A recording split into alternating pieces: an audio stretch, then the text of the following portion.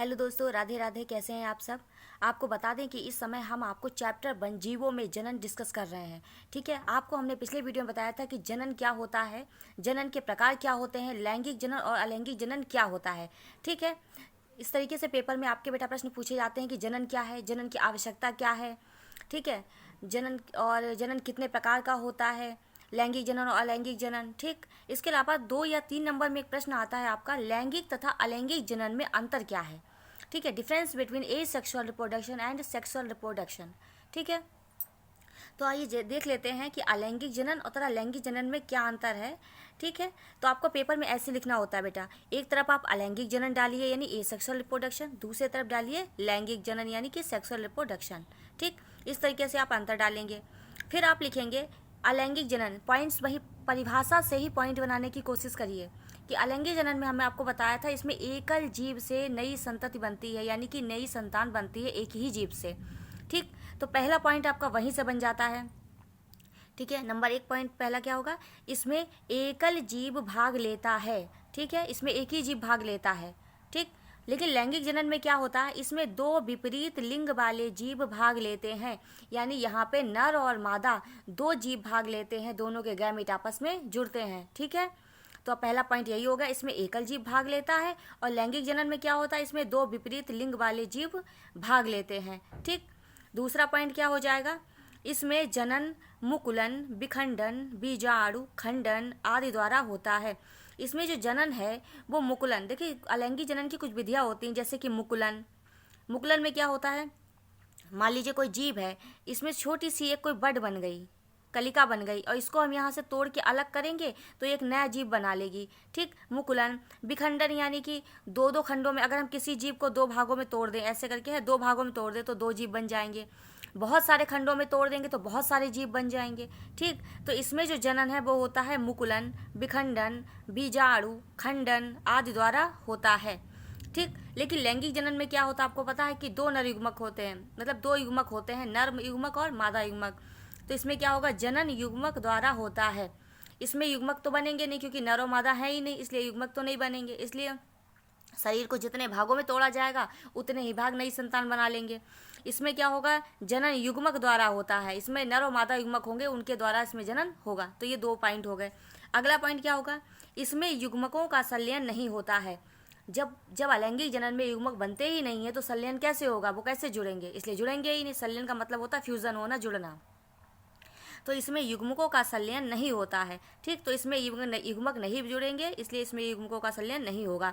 इसमें क्या होगा, लैंगिक जनन में इसमें युग्मकों का संलयन होता है। अब जब नर और मादा युग्मक बनेंगे तो उनका संलयन तो होगा ही, इसलिए आपस में जुड़ेंगे। तो इसमें युग्मकों का संलयन होता है और इसमें नहीं होता है। ठीक, अगला पॉइंट है, इसमें संतान अपने जनक की तरह होती है, जिसे क्लोन कहते हैं। अब जब उसी के खंड करके हम दूसरी संतान बनाएंगे तो वो उसी की जैसी दिखेगी ना, अलग थोड़ी ना दिखेगी। मान लो किसी के हम 2 पार्ट बना ले, किसी भी चीज़ को 2 हिस्सों में तोड़ें तो वो एक ही जैसी रहेगी ना, उसकी संरचना तो नहीं बदलेगी। इसलिए इसमें जो संतान बनेगी वो अपने ही जनक की तरह, यानी अपने पेरेंट की तरह होगी। ठीक, जिसे क्लोन कहते हैं, जिसे हम क्लोन कहते हैं। क्लोन का मतलब होता है जो शारीरिक रूप से और आनुवांशिक रूप से दोनों तरीके से क्या हो, एक जैसी दिखे, देखने में भी वैसी हो, और जो उनके डीएनए जीन वगैरह हो वो भी क्या हो, वो भी उनके सेम हो, आनुवांशिक रूप से भी सेम हो, तो उसे हम कहते हैं क्लोन। ठीक, तो इसमें जो संतान होगी वो अपने जनक की तरह होगी, जिसे हम क्लोन कहते हैं। अब लैंगिक जनन में क्या होगा, इसमें संतान अपने जनक से शारीरिक तथा आनुवांशिक रूप से भिन्न होती है। इसमें शारीरिक रूप से भी भिन्न होगी।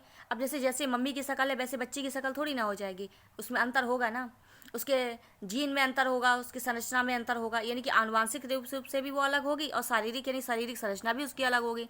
तो इसमें संतान अपने जनक से शारीरिक तथा आनुवांशिक रूप से कैसी होती है, भिन्न होती है, अलग होती है। ठीक है, लेकिन अलैंगिक जनन में सेम होगी, इसमें भिन्नता आ जाएगी। अगला पॉइंट है, यह जैव विकास में सहायक नहीं होता है। अब जब भिन्नता नहीं होगी, जब यहाँ पे वेरिएशंस होती है, भिन्नता होती है, वहाँ पर जैव विकास होता है। भाई जैव विकास तो तभी होगा जब किसी चीज़ में बदलाव होगा समय के साथ साथ, और उसकी संतान जब बिल्कुल वैसी की वैसी संतान है तो उसमें जैव विकास नहीं होगा। तो यह जैव विकास में सहायक नहीं होता है, बल्कि इसमें विभिन्नताएं आ जाती हैं, इसलिए यह जैव विकास में सहायक होता है। ठीक, तो यह जैव विकास में सहायक नहीं होता है, यह जैव विकास में सहायक होता है। इस तरीके से बेटा आपको पॉइंट बना बना के लिखने हैं। ठीक है, अगला पॉइंट हो जाएगा, इसमें जो जनन है वो समसूत्री विभाजन द्वारा होता है। देखिए कोशिका का विभाजन होता है, समसूत्री विभाजन और अर्धसूत्री विभाजन, लेकिन इसमें जो होगा अलैंगिक जनन में समसूत्री विभाजन होगा, ठीक है। लेकिन जो लैंगिक जनन है इसमें समसूत्री तथा अर्धसूत्री विभाजन द्वारा जनन होता है। इसमें जो जनन है उसमें समसूत्री विभाजन भी होगा और अर्धसूत्री विभाजन भी होगा, ठीक। तो इस तरीके से बेटा ये आपके 6 पॉइंट बन गए लैंगिक और अलैंगिक जनन में अंतर के, ठीक है। परिभाषा से ही आप इनके पॉइंट दोनों साइड में निकालते जाए कि किस में क्या होता है, किस में क्या नहीं होता है, इस तरीके से, ठीक। ये हो गए। अगला पॉइंट है क्लोन। आपका 1 नंबर में कभी कभी पूछ देते कि क्लोन क्या है, या उससे आपका विकल्प बना लेते हैं कि क्लोन क्या है।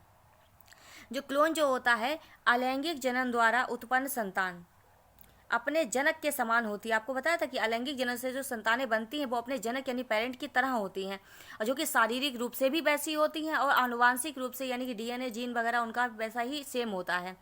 तो जो शारीरिक रूप से और आनुवांशिक रूप से दोनों तरह से समान हो उसे हम क्लोन कहते हैं, ठीक। तो अलैंगिक जनन द्वारा उत्पन्न संतान अपने जनक के समान होती है। आनुवांशिक दृष्टि से समान होने के कारण संतति को यानी संतान को हम क्या कहते हैं, क्लोन कहते हैं। यानी कि जो संतान अलैंगिक जनन से उत्पन्न हुई है, जो शारीरिक रूप से और आनुवांशिक रूप से समान हो, उसे हम कहते हैं क्लोन, ठीक। तो ये बेटा आपके आज के क्वेश्चंस हो गए कि लैंगिक और अलैंगिक जनन में अंतर क्या है और क्लोन क्या होता है। आप इन्हें तैयार करिए, आगे के क्वेश्चन हम आपको अगले वीडियो में बताएंगे। देखते रहिए हमारा वीडियो। अगर अभी तक आपने हमारे चैनल को सब्सक्राइब नहीं किया तो फटाफट कर लीजिए, क्योंकि हम आपकी बोर्ड की तैयारी बहुत अच्छी कराने जा रहे हैं। आप फटाफट हमारे चैनल को लाइक और सब्सक्राइब कर लीजिए। धन्यवाद।